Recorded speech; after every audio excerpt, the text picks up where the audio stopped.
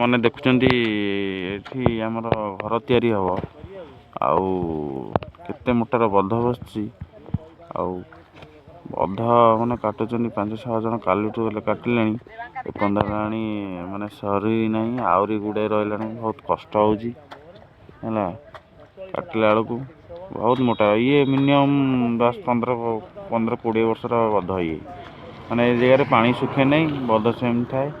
ସେମିତି ପଡ଼ିଥାଏ କିନ୍ତୁ ଭାଗ୍ୟବଶତଃ ଏ ଜାଗାରେ ଘର ତିଆରି ହେଉଛି ସେ ବନ୍ଧ କଟା ହେଉଛି ବନ୍ଧ ବି ଭାବିନଥିବ ମୁଁ ଏଠି କଟା ହେବି ବୋଲି କିନ୍ତୁ ଦେଖିଲେ କଟା ହେଉଛି ଆଉ ଇଏ କଣ୍ଟ୍ରାକ୍ଟର ପିଲାଟା ମାନେ କ'ଣ ମାନେ ଏଇ ଯୋଗାଯୋଗ କରିଛି ପିଲାଟା ଆଉ ଦେଖୁଛନ୍ତି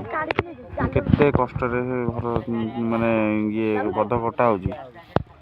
ଏତେ ବନ୍ଧ କଟା ହେଇଗଲାଣି ଆଉ ଅଳ୍ପ ରହିଛି ଓକେ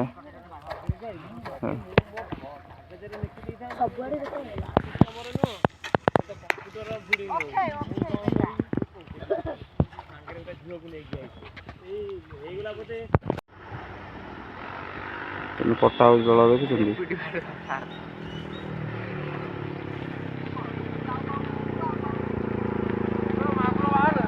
ଏଇ ସାଇଜ